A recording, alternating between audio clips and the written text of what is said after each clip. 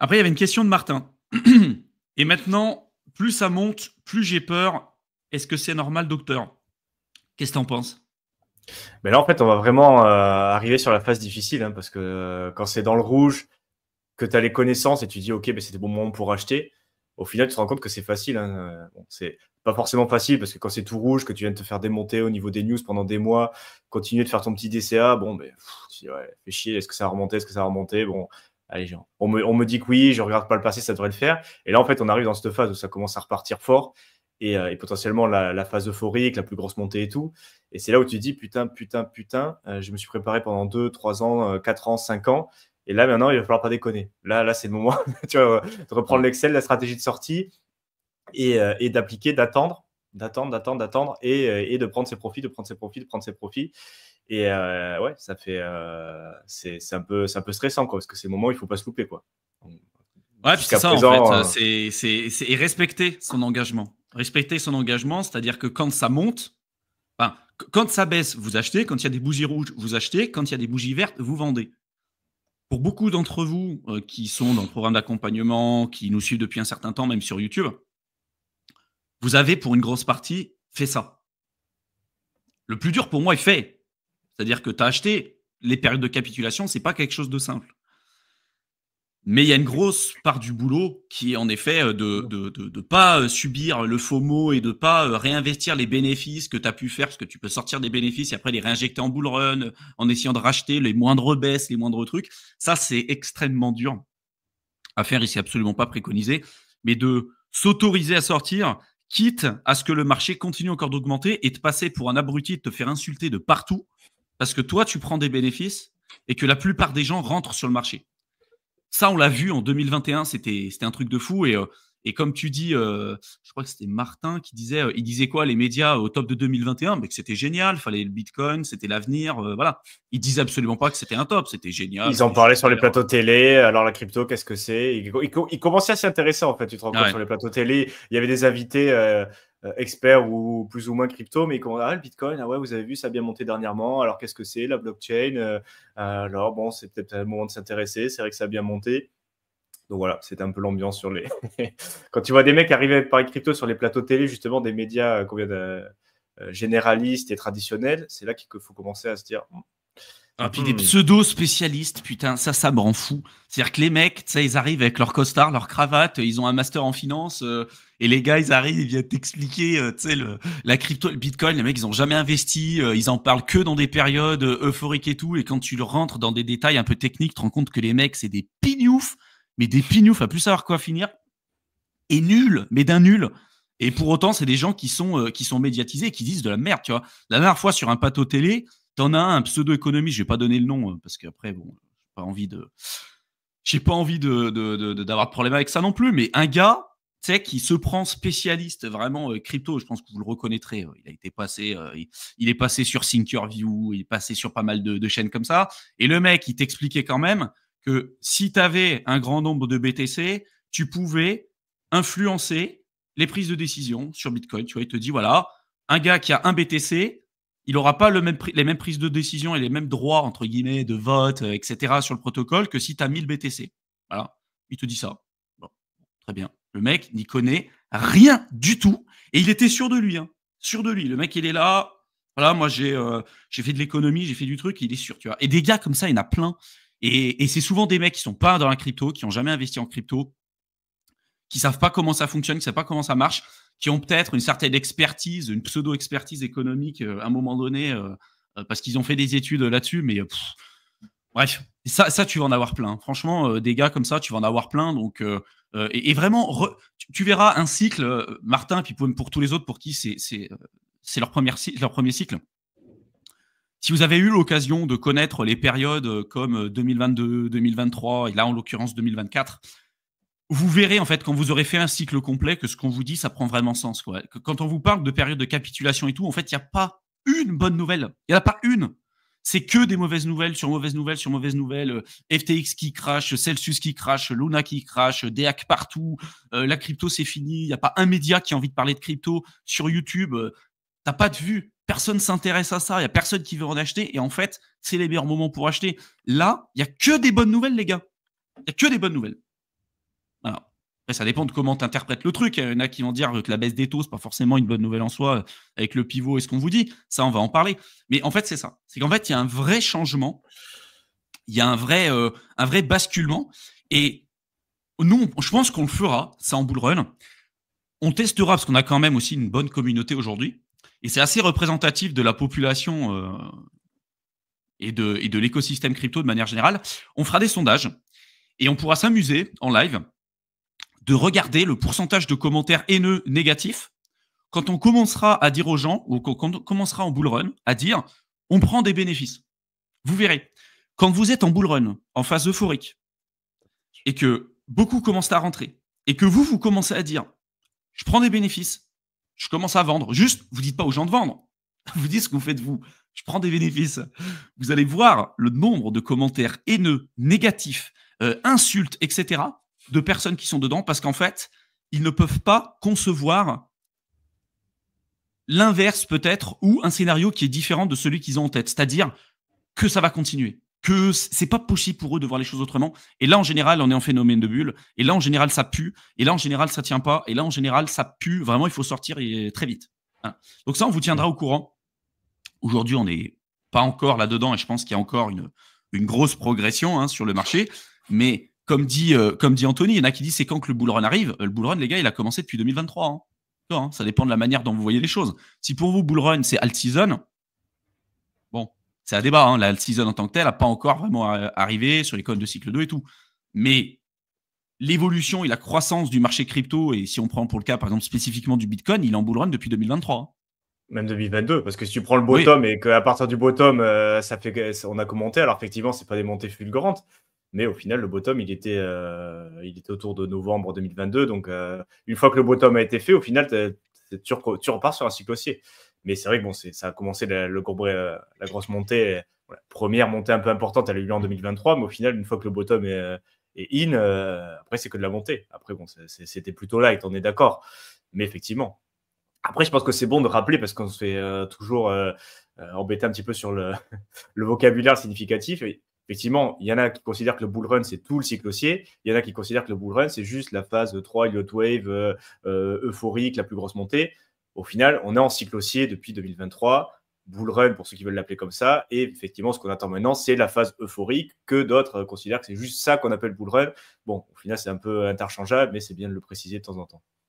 Après, du coup, ouais, vas-y, fini, mais après, je voulais présenter un petit truc aussi. C'était savoir, en fait, d'après toi, tiens, avant qu'on présente ça, parce qu'il y en a beaucoup qui nous posent la question, d'après toi, là, aujourd'hui, le scénario que tu privilégies, moi, j'ai déjà donné mon avis sur les lives précédents, mais comment tu vois la suite du cycle? Est-ce que tu vois, par exemple, la dominance du Bitcoin encore augmenter? Est-ce que tu vois l'Ether commencer à reprendre des couleurs là sur fin 2024, début 2025?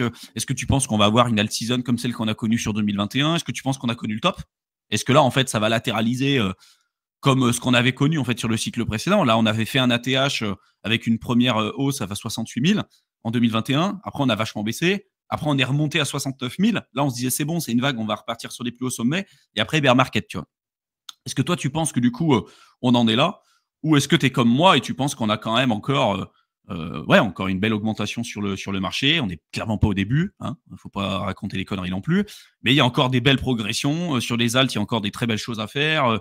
Sur le Bitcoin, sans doute peut-être un peu moins, même si je pense qu'il y a encore une belle augmentation. Mais voilà, d'après toi, on en est où? Et c'est quoi ta vision sur le marché, sur les prochains mois, tu vois, par la suite? Est-ce qu'on va avoir un cycle plus court aussi? Ouais, mais après, ça, c'est un peu on va se lancer un petit peu dans les, pas prédictions, mais un boule peu de cristal. Boule de cristal ou scénario les plus probables, tout simplement, parce qu'évidemment, c'est pas notre. Voilà, il y a tout qui est un peu sur la table. Mais effectivement, tu as parlé de dominance du Bitcoin. Pour l'instant, on est encore sur une grosse dominance de Bitcoin. Je suis en train de regarder les données à l'instant. C'est presque à 60.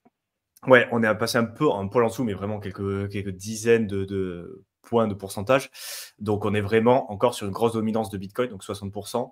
Je vous rappelle que tant qu'on a une dominance aussi forte de Bitcoin, on n'aura pas forcément une grosse poussée sur les alts, même si c'est vrai que là, dernièrement, la tendance, elle est un peu à la réduction de la dominance de Bitcoin. Il y a Ethereum qui a bien pris cette dernière semaine. Ouais. Donc, potentiellement, on aurait peut-être un basculement vers la all season, mais tant qu'il y a la dominance de Bitcoin qui est aussi importante, et pour l'instant, le momentum, il est clairement encore sur Bitcoin avec les nouvelles qui sortent, les inflows. Bon, il y a encore pas mal je pense, on a vu aussi, je pense que tu en as parlé, mais l'ETF de BlackRock qui a fait en une semaine autant d'inflows que tous les autres ETF, même un record d'entrée d'argent que même parmi tous les ETF disponibles, c'était vraiment un record sur cette EBIT, l'ETF BlackRock Spot EBIT, ouais. de EBIT, ouais. Donc là, il y a vraiment une grosse entrée d'argent. Et c'est vrai qu'il y avait aussi ce côté, il y avait pas mal de gens qui étaient un peu pas mal d'argent sur la ligne à côté, qui attendaient de savoir le résultat de l'élection. Et il y en a pas mal qui l'ont posté aussi, tu vois. Bon, c'est bon, l'élection est passée, les gars, on recommence à bosser, on recommence à faire le truc, parce qu'il y avait tout le monde qui était un peu, qu'est-ce qui se passe, vers où on va. Et c'est vrai que bon, pour la crypto, ça n'a pas forcément, c'est plutôt bullish que ça soit Trump, mais il y avait plein de secteurs d'activité qui étaient un peu à l'attente de savoir qui va passer, parce que bon, potentiellement au niveau des législations, ça aurait pu avoir des impacts sur l'industrie et sur pas mal d'industries différentes. Et là, maintenant que l'élection est passée, on va voir un petit peu, les gens ils se disent, ok, donc on part avec ça. C'est pour ça que l'incertitude, c'est très mauvais, parce que les gens ils savent pas ce qu'il faut faire, donc du coup ils font rien.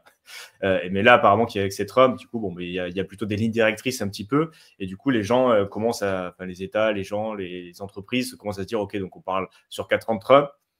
Qu'est-ce qu'on va essayer d'avoir dans ces 4 ans? Donc, du coup, essayer de se positionner comme on fait nous, au final, avec notre scénario le plus probable. Bon, est-ce qu'on va avoir plutôt un environnement économique, un environnement réglementaire qui va être plutôt bénéfique à notre secteur ou pas du tout? Et donc, du coup, on va essayer de se positionner le capital par rapport à ça. Et donc là, on a clairement une entrée d'argent sur le capital qui était un petit peu en train de voir ce qui allait se passer, qui commence à rentrer. Et du coup, pour l'instant, ça rentre encore principalement sur Bitcoin. Mais bon, il y a quand même Ethereum qui est en train de prendre pas mal d'argent, les alt aussi. Mais bon, on n'est pas du tout encore sur la phase euphorique. On a eu le breakout qui est confirmé. Voilà. On a eu plusieurs ATH à la suite sur Bitcoin. Et après, voilà, il y aura ce fameux range entre 80K et 100K, où là, à mon avis, il va y avoir pas mal de volatilité, surtout à l'approche des 100K. Mais je pense qu'on aura quand même petit à petit Ethereum. Il faut voir. En fait, c'est assez récent. Hein, l'élection, c'était mardi soir. Là, ça s'est vraiment réveillé en milieu, voilà, début, milieu de semaine. Donc là, ça fait 3-4 jours qu'on commence à avoir une tendance qui commence à se dessiner. Il faudra confirmer sur les 2 prochaines semaines un petit peu ce qui se passe. Est-ce qu'on va venir retaper le bas du range? Est-ce que on est vraiment parti? Tout en sachant qu'il va y avoir des corrections.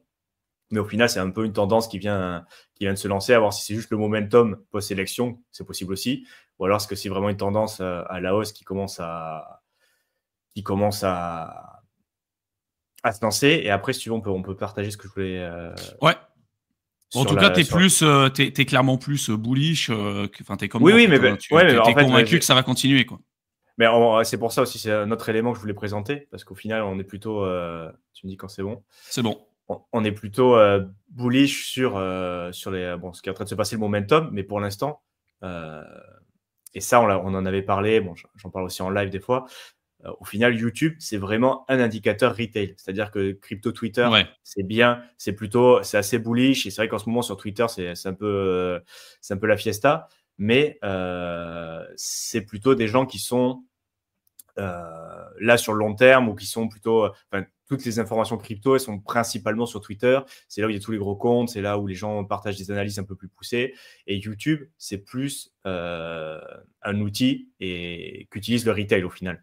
Et là, on se rend compte clairement, même avec tout ce qui est en train de se passer sur cette semaine. Donc là, c'est la dernière bougie qu'on voit là. Hein. Regarde, la semaine du 11-11, ouais, 18-11. Donc en fait, ce qu'on est en train de vivre actuellement, donc cette dernière semaine en termes de vues, mais on est quasiment à un plus bas historique. Donc c'est-à-dire que là, on est plutôt positif sur les news, on est plutôt bullish, il y a des bougies vertes de partout. Mais pour moi, le retail n'est pas encore du tout là. Si tu regardes, mais vraiment là, on est vraiment, et même sur les dernières semaines, tu vois, il s'est passé plein de choses, et pourtant, on est plus bas que sur la période début d'année, en mars, quand on avait le lancement des ETF, qui était quand même aussi bullish avec le break du précédent ATH. Là, on a encore breaké l'ATH, il n'y a personne. Tu vois, là, quand on a breaké l'ATH en mars, il y avait plus de vues. Il y avait plus de vues durant le bear market. Bon, sur le début vraiment du cycle haussier en 2023, il y avait encore plus de vues. Et surtout, regardez les vues, ce que c'est un bull run en crypto avec le retail qui est là. On parlait de semaines à 11 millions de vues. Voilà, c'était vraiment des grosses bougies. Regardez la bougie qu'on a actuellement. Enfin, c'est ce qui me fait dire que pour l'instant, le retail n'est pas encore là. Donc, ce qui pourrait en plus signifier que ce qui est bullish pour l'instant, c'est plutôt les institutions, les institutionnels et les gens avertis. Donc, au final, à mon avis, il y a un peu le retail. Quand il va se rendre compte que le Bitcoin, c'est pas mort, parce que moi, franchement, j'ai arrêté de partager, mais je me rappelle pas mal de personnes, justement, en 2020, 2022, 2023, le Bitcoin, c'est mort. À mon avis, ça ne remontera jamais. Hein. Franchement, ta merde, là, c'est mort, ça ne remontera jamais. Tu vois. Et là, au final, je pense qu'il y a pas mal de gens, parce que c'est pas encore. Bon, on en a pas parlé quand même avec Trump, que le Bitcoin avait aussi fait des plus hauts historiques. Même dans le monde, il y avait un article qui en parlait. Donc, à mon avis, il y a les gens qui vont se dire, ah putain, merde, c'est pas mort la crypto. Putain, mais Bitcoin, mais ça vaut. Il est encore en plus haut historique, merde.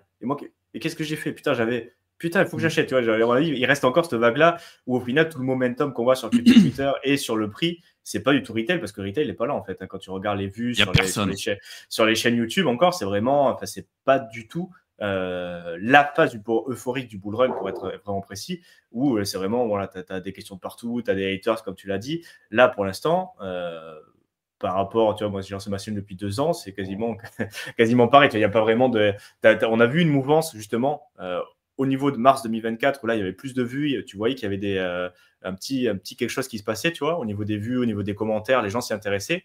Mais là pour l'instant, et malgré ce qu'on peut voir sur Twitter et au niveau du prix, le retail lambda n'est pas encore là. Donc il y a un petit peu ce côté que pour l'instant, à mon avis, c'est plutôt institutionnel et donc du coup il faut vraiment attendre. Et il faut suivre justement, comme je vous l'ai montré, le nombre de vues des contenus crypto sur YouTube, parce que ça, c'est vraiment un indicateur de savoir si le retail est là. Et pour l'instant, ce que ça me fait dire, c'est qu'il n'est pas encore là, et c'est un peu le consensus général, que pour l'instant, sur les gens lambda n'y sont pas encore intéressés. Et il faudra voir justement quand ils vont se rendre compte que la crypto, c'est pas mort, et que c'est en train de pumper grave. Et après, ce que j'ai vu la dernière fois que je voulais partager, oui, quand ils se rendront compte qu'il y a des bougies vertes, et c'est un youtubeur espagnol qui dit ça, il dit en gros les bougies vertes c'est pour les touristes, et ça m'a fait rire l'expression, tu vois, ce qu'on dit c'est pour les noobs et tout, mais genre les bougies vertes c'est pour les touristes, c'est vraiment ça, c'est quand les mecs ils vont se rendre compte que ça pump, que ça a pris 30, 40, 50, x2, x3, ils vont se dire putain, et on va vraiment rentrer sur le FOMO toute la phase, mais pour l'instant c'est pas encore là, quoi.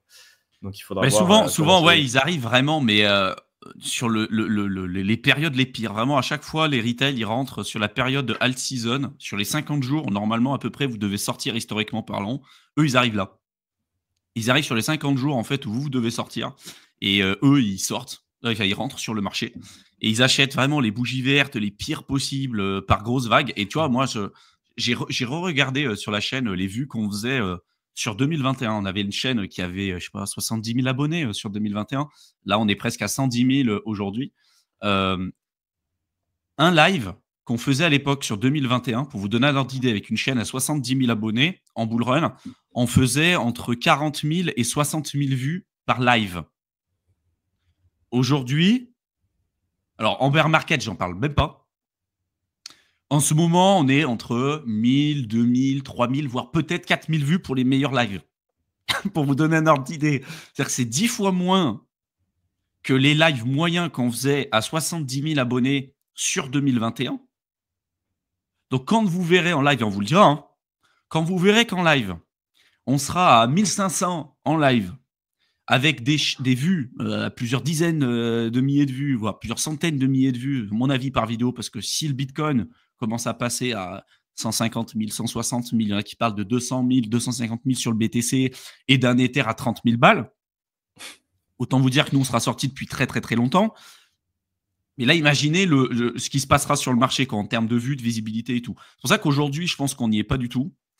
Moi, parmi les prédictions que j'avais faites, en tout cas, parmi la vision que j'avais du marché, n'hésitez pas à jeter un coup d'œil sur le live que j'ai fait mercredi, où je rentrais un peu plus dans le détail, je vous parlais de la dominance, du BTC et tout. Et pour moi, il faudra refaire un bilan peut-être à la fin du premier trimestre 2025. Moi, je reste convaincu que ce trimestre-là, Q4 de cette année, sera dans le vert pour la crypto, et que le premier trimestre de 2025 sera dans le vert aussi. Et après, il faut voir jusqu'où on en est. Si on est sur un Bitcoin fin de premier trimestre 2025, un Bitcoin à 150 000, un Ether à 10 000, etc., et qu'il y en a qui disent, en fait, c'est que le début, imaginez jusqu'où on va aller fin 2025, on vous le dira. Hein. Mais à mon avis, ça pue. À mon avis, ce sera peut-être un cycle plus court. Voilà, il y aura peut-être ce genre de problématique. En fait, toute l'alt season que les gens s'attendent, tout est lié aux performances du Bitcoin et de l'Ether. Si le Bitcoin a un cycle pourri, éclaté au sol, et que le top, en fait, c'est 80 000 $, et que l'Ether a un top à 4 500, dépasse même pas son précédent ATH, vous allez avoir une alt season. Hein. Il y aura une alt season. Et une alt season peut-être beaucoup plus courte et nettement moins intéressante que celle qu'on aura connue historiquement parlant. Et donc, en fait, ce sera peut-être un x2, x3. Ouais, ce sera le pétard mouillé pour le feu d'artifice, clairement. Ouais, c'est ça. Ce sera ça sera vraiment pourri. Par contre, si on a une explosion à la hausse du BTC, vous êtes sur un BTC à 200 000 balles, un Ether à 10 000, 15 000 $, on peut imaginer des trucs. Hein. Là, par contre, la alt season, ça sera n'importe quoi. Mais tout est lié à ça, en fait. Si vous avez des faibles performances sur le Bitcoin et l'Ether, les alts auront de très faibles performances. Et donc, je pense qu'il faudra voir un petit peu comment ça va se passer. La meilleure disposition dans laquelle vous pouvez être aujourd'hui, c'est déjà d'avoir vos allocations. D'accord ? Si aujourd'hui, vous êtes 100% hors du marché, que vous attendez encore tout un tas de confirmations pour entrer sur des projets, pour moi, il y a un problème. Vous devez avoir une allocation. Vous devez toujours avoir peut-être une partie de stablecoin de côté et pas rentrer tout d'un coup, évidemment. En tout cas, avoir une allocation et pas être dans le biais aussi que tu peux avoir en bear market, toujours ultra baissier. Là, je pense qu'on est dans une période charnière où ceux qui se font oblitérer, c'est les baissiers. Tu vois, c'est les bears aujourd'hui. Hein. 180 millions de shorts liquidés voilà. hier, il me semble. Donc oui, clairement, c'est pas le moment d'être bearish. Et après, si tu veux, je voulais partager aussi un autre indicateur. Alors attends, je regarde. Parce qu'il y avait une question sur où on peut regarder le top téléchargement pour Coinbase. Donc là, c'est des infos, c'est golden hein, ce qu'on vous partage là, parce que c'est les indicateurs qu'il faut regarder. Donc il y a un bot, un compte Twitter qui s'appelle Coinbase App Rank Bot. Vous pouvez le regarder, donc c'est pas un truc officiel. Mais en gros, ils font le ranking 2 fois par jour. Donc à 8h du matin, heure américaine, et 8h du soir. Et en fait, ils te donnent le ranking pour la date parmi toutes les applications. Donc là, ils sont alors, ils te disent la position actuelle. Pour toutes les applications, toutes les applications 126 et le ranking d'hier à la même heure, tu vois, genre, donc, était 110, donc là, un peu baissé. Et parmi les apps de finance, donc tout ce qui permet tous les comptes de broker, voilà, des choses comme ça, combien c'est. Et là, je vous laisse regarder quand même la pertinence de cet indicateur, parce que là, on est à 110, 126, 114, 155. Regardez en mars. Et non, mais surtout, regardez avant l'ATH. Donc, c'est un peu bon. Je te prends à partie, Martin, mais tu dis comment on sait que les gens ils arrivent à l'ATH. Regardez quand on n'avait pas encore briqué l'ATH. C'est vraiment un truc de fou. Là, même pas besoin d'être en mars. Tu regardes novembre, quand le Bitcoin, on attendait encore l'élection, on n'avait pas encore briqué l'ATH. 361, 428, tu vois, 453, genre novembre 4, 475, 428, 428, 428. Un jour après, au moment de l'ATH, tu prends 300, 400 places dans le ranking des applications, quoi. Ouais, c'est la dinguerie. C'est vraiment un truc de fou, tu vois, 336, 468, tu vois, 453, 500, 500, 500, 500, tu vois, genre, tu étais vraiment sur des niveaux comme ça, alors que le Bitcoin était quand même proche de l'ATH. Hein. Octobre 25, on parlait des niveaux, on était à 68, 69K, on s'y approchait quand même. Et pour autant, tu vois, le ranking était plutôt stable, et dès qu'on a passé l'ATH,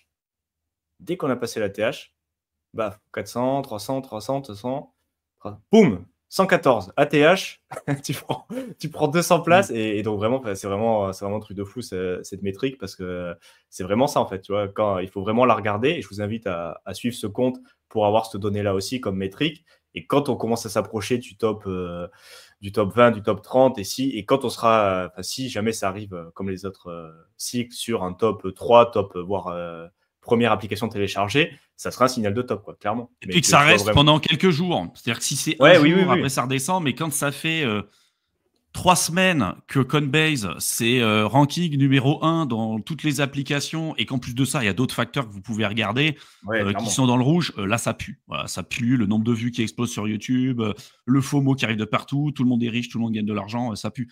C'était la question de Tesseract qui disait quels sont vos indicateurs. Alors, Google Trends, ça peut être un indicateur que vous regardez. Nous, dans l'accompagnement et sur Crypto Investisseur, on a développé tout un outil où on étudie à peu près une quarantaine d'indicateurs. Il y a des indicateurs qui fonctionnent de plusieurs manières différentes. On a des indicateurs empiriques comme ceux qu'on a regardés. Hein. Tu vois, les applications Coinbase, ça peut être Google Trend, ça peut être ce que tu vois sur les réseaux sociaux, ça peut être pas mal de choses comme ça. On a des indicateurs techniques, d'analyse fondamentale, également aussi on-chain, macroéconomique également aussi, hein, économique, macroéconomique. Donc, il y a à peu près une quarantaine d'indicateurs qui fonctionnent pas de la même manière, mais en les analysant régulièrement, et avec les seuils qu'on étudie, on est capable de dire, OK, là, il y a une probabilité de 90-95% d'être en bull run en phase euphorique, donc prenez les bénéfices, quoi, en gros.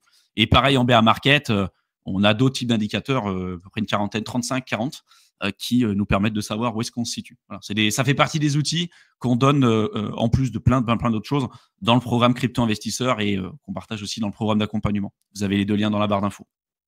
Mais ça permet vraiment de se situer et d'avoir et de pas nager en fait dans la crypto à l'aveuglette, quoi, comme beaucoup de gens, de se dire ouais, j'ai pas de stratégie de sortie, j'ai rien, t'arrives, tu sais pas trop où est-ce que c'est, oh, bah, les gens ils en parlent mais ça va encore augmenter. En fait, quand tu te rends compte que la dernière correction arrive, tu as perdu 70% de ton bag en fait.